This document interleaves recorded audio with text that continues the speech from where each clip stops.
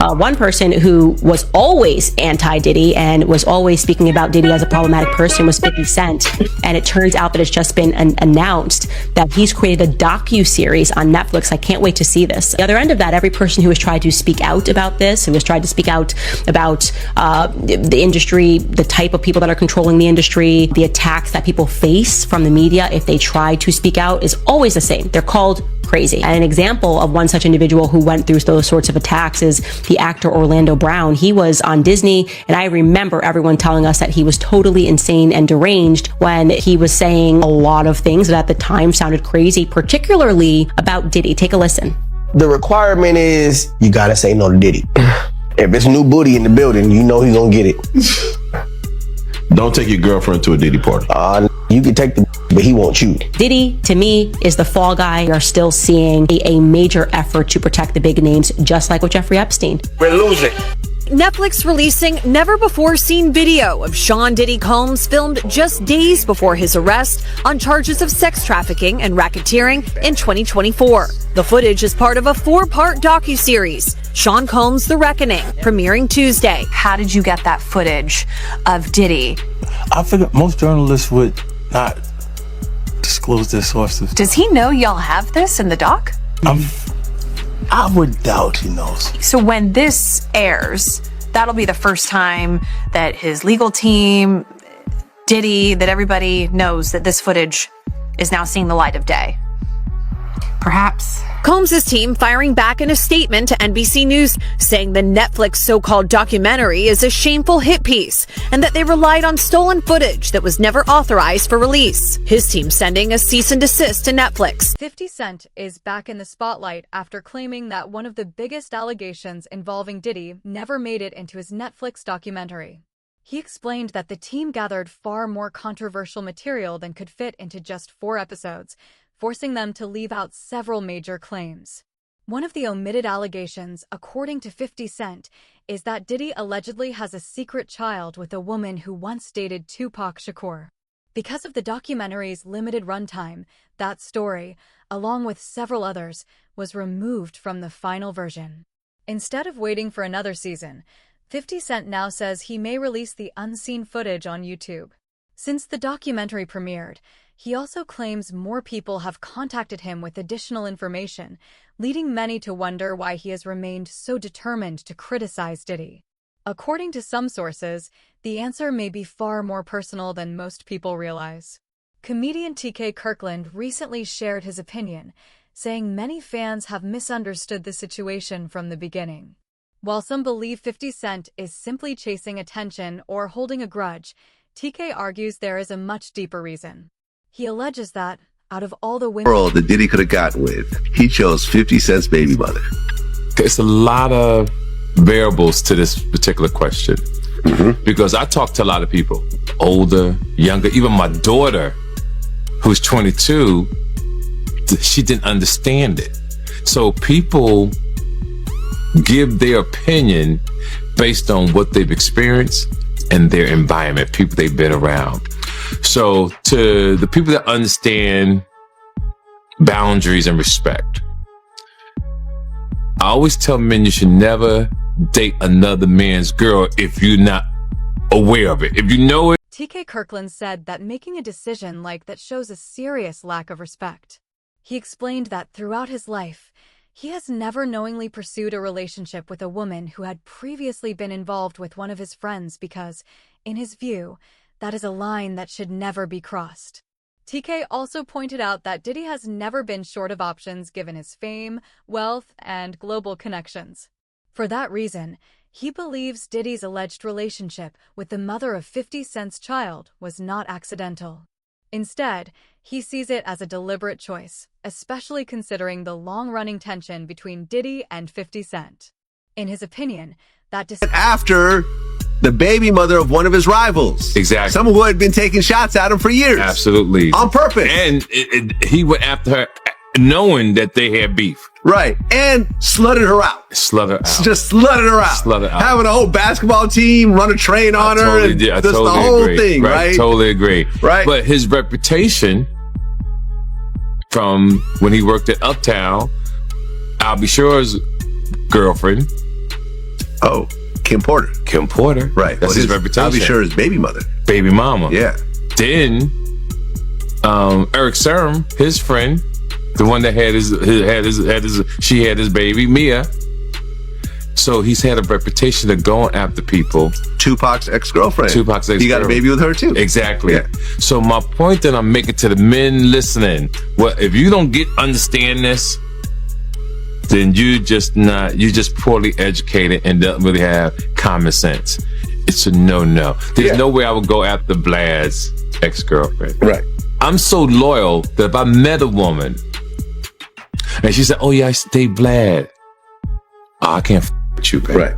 I won't even put my, excuse my language, because that's how I move. Other people don't move like that, but you see me in Paris, you see me all over the world. Why would I want to do that to mess up a relationship? Although 50 Cent's documentary has received widespread attention and positive reactions, not everyone considers it a complete success.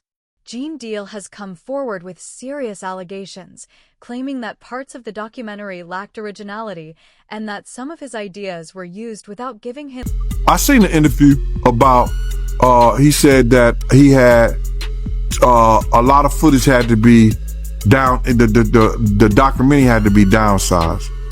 You understand? I don't really believe that, because a documentary is a documentary, and they could have had 45 minutes, they could have had an hour, to each one of those. You understand? They left out certain things. He said they even left out the one about Sarah Chapman. You understand? And for whatever reason, he probably left out a lot of other different stars too. Situations that they could have spoke about. You understand? I have a problem with the documentary, and I'm just gonna let you know that the reason I have a problem with the documentary is that they know that they took my idea. You understand? They know that when I came to them, I laid out what they should do and how the documentary should be. You understand? She could say whatever she want to say. I talked to those producers before I even talked to her. They wanted to know what I had, what I was bringing, my pictures, all that stuff like that. And I told them about me, Tim, and Kirk. You understand what I'm saying? And how it would go. They did the same thing. This ain't the first time they stole from me, man. If you look at the Notorious Big, if you watch the Notorious Big, that part about the shoes, I had that in my book. And I was talking to K.O. Copeland. He was one of the writers of that movie. And I told him about when I let Big use my shoes at Soul Train Award. You had this old flunky ass dude, Mike B, get on Angie Martinez's show and talk about, yo, Big, he wore mixed max shoes and he went out there and performed. When you go look at the film, when you go look at Big performing that on that show, ain't nothing mixed match about them shoes. There was $800 Maury's, size 14D. Big wore a 14E. E means that his shoes is a little wider than mine. He struggled, but he put them on and he went out there and performed. Those was my Gators that he had on. You understand? They did a little skit trying to disrespect me in the movie. You understand? And they said something about, we got... Gene Deal also responded to speculation that 50 Cent could release additional unreleased footage online in the future. According to Gene, if more content is eventually published, Diddy will have very little ability to stop it. He believes that if there had been any real way to block the documentary, it would have been prevented long before its release. In his opinion, the situation raises questions about how much influence Diddy still has behind the scenes, or whether... And if 50 do another one, and I heard he's going to put it on YouTube or do whatever he's going to do, Puff ain't going to have nothing to do with that. Puff ain't going to have nothing to do to try to stop that, because he can't. Because if he could stop it, it would have been stopped. You know why he can't stop it? Because Puff know people right there at Netflix. Don't think he don't. And I don't know if this guy still work for them, but he was part of the flavor unit, Shakim. He was part of the flavor unit. He was good friends. He was cool with Puff and them. Flavor unit and them, Queen Latifah and them, they was cool with Puff. If Puff would have sent the cease and desist over there and they could do it, and he had the power and they wasn't right, it would have been done it. You see, it's still rolling, right? It's still going on, right? He ain't got that power no more. You understand? Now, could he sue them because they use his likeness or use them and stuff like that? I don't know. I'm not that versed in they using him.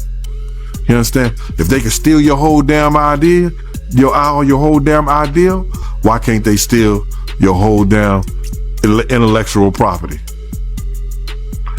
Gene also spoke about what he described as Diddy's long-standing and unusual fixation on Tupac, claiming it influenced many of the decisions Diddy made throughout his career. According to Gene, this alleged obsession played a significant role behind the scenes and shaped many of Diddy's actions over the... I did see the interview that 50 did with Sherry, and he was talking about he didn't release the video about Puff having a kid by Kim Porter's friend, Sarah Chapman. Now, we all know that she used to date Tupac. You understand? So either he got her because he wanted some remnants of Tupac. We don't know. But it seemed like every dude that he had some kind of disdain, dislike, or that he idolized in a sense, he wanted their girl. Or he wanted to be a part of their girl. I don't know why. Yo, bro, this dude was, I don't know if he was in love or in hate for Tupac. He wanted to be an actor. He auditioned for, I think he auditioned for Juice. But Pac beat him out for that Bishop thing. You understand what I'm saying? He wanted to be a part of that. Just go, and not so many years ago, when Puff started getting into that drugs and started using drug stuff, he started revamping some of Tupac's speeches. And if you think I'm lying, go look at the Grammy speech he did. Go look at a couple of speeches he did. It was the same exact words Tupac had said. That he was going to start this whole revolutionary of our people. That's Tupac.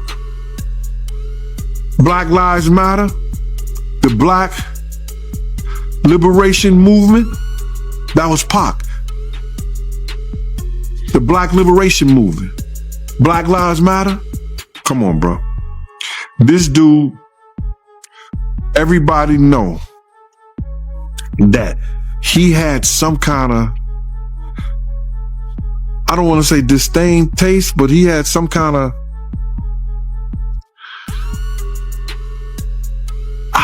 I don't, jealousy of Tupac, bro. Despite the attention the documentary has received, some viewers believe it leaves out important parts of the story.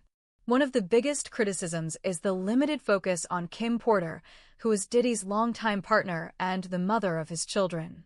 Although she played a major role in his life, her story received very little attention. Kim Porter passed away unexpectedly in 2018 at the age of 47. Her death was officially ruled to have been caused by pneumonia, but over the years speculation and unanswered questions have continued to circulate, with some people alleging Diddy may have been involved. No public evidence has substantiated those allegations. Having spent many years along Diddy Kim Porter. Absolutely. Why? Because of all the videotapes, because of the book, because of all the people she gave copies of her book to, or at least chapters, because of everything that she had on him, because of the tape that she used to blackmail him into a relationship and into a raise of him being sodomized by Andre Harrell. And I am not saying that allegedly, because I heard her and Kim Noor talking about it in the booth of the bathroom while snorting cane. According to people who knew her, Kim Porter had a front row seat to nearly every aspect of Diddy's life, from his personal relationships to his business affairs and the events that took place behind closed doors. Despite that close connection, the documentary devoted very little time to her story. Some sources have claimed her role was intentionally left out because the subject was considered too sensitive or controversial to explore. Gene Deal has also said that he knew Kim personally and looked out for her on several occasions. In his opinion, she knew far more. It was alleged that she did have a book and that her book was about to come out. And she was talking about all the perils, everything that she went through in the music business and with Diddy. All the men that they slept with together, because there were men that they slept with together. There were swinging times that they slept with together.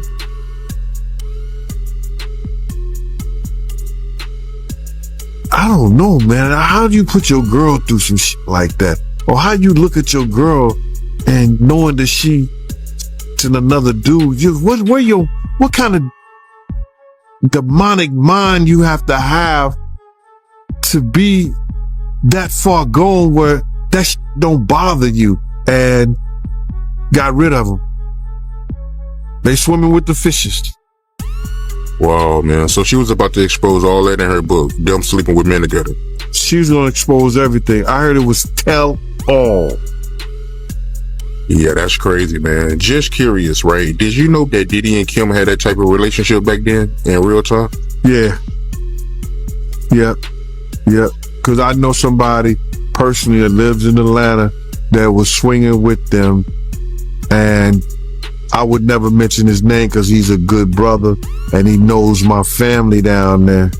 You know, he knows my family down there, and I would never, put his name out there like that. He's been in the music business. He done put a lot of groups, A-listed groups out there, especially A-listed groups. None of those details were included in the documentary. Kim Porter appeared only briefly in a few photographs, identified simply as the mother of Diddy's children before the documentary quickly moved on. Given the important role she played in his life, many viewers felt her limited appearance raised significant questions. Former Bad Boy artist Mark Curry has also made allegations involving Kim Porter and Diddy. According to Mark, Diddy allegedly monitored Kim's private conversations and became upset over things he heard. Mark recalled one incident in which Diddy allegedly became angry after learning about a phone call Kim had with music executive Shakur Stewart. He further claimed that Diddy later confronted Stewart at a party where the situation reportedly... The other day, they just did a whole thing with the girl that he was dating was the one that was putting the wiretaps and all of that out. It was a clear case. She came, hey, I was the one who was doing the wiretaping and all of this, right? The tapping.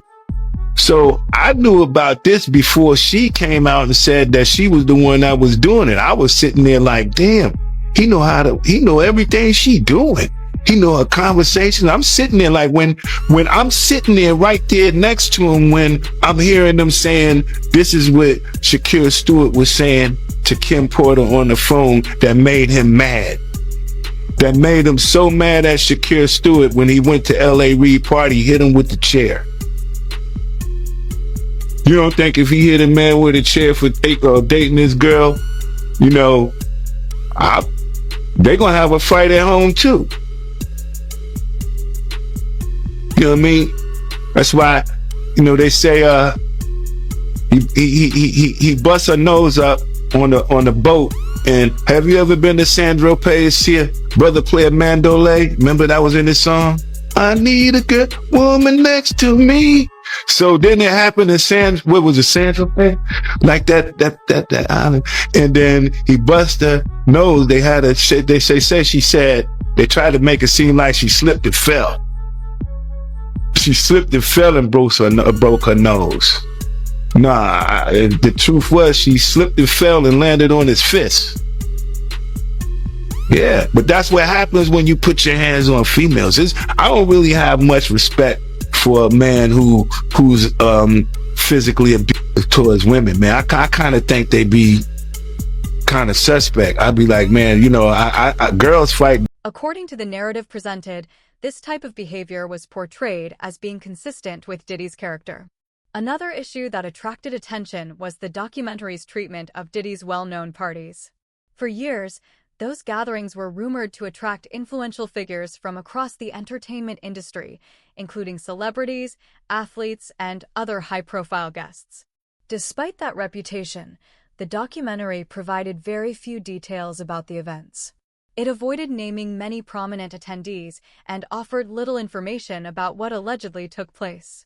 For many viewers, those omissions stood out, especially considering Diddy's long-publicized connections with numerous well-known figures. And thoughts on all the his celebrity friends that denounced those allegations and were like, "This is false," and Liars. They were saying, "Yeah, should they speak up now?" It's getting a little too late for those who are complicit. Stevie J should be charged. Mary J. Blige should also be charged. Jennifer Lopez should definitely be charged. Jay-Z should be charged. Khaled should be charged. Rick Ross should be charged. Usher should be charged and tried with him. Off of Justin Bieber alone. And what happened to him in his own mama house. All of those strangers, them up involved, looking around, seeing what was going on. And let's just be clear, it sounds like her house was a house of, professional freak-offs. So who knows what he saw or what could have happened to him while she was busy entertaining people and pouring and getting tips, as she would say, for her after-hour life. Oh yeah, he was. I'm gonna say he was surprised to hear that. School bus driver. No, was he surprised or was he like, "Zip it, you talking too much"? Because that's what it looked like to me. It looked like you talking a little bit too much. They don't need to know about that. While she was sitting up there, because I was a bus driver and I was this and I worked at the after hours. And I would pour them drinks and they would give me big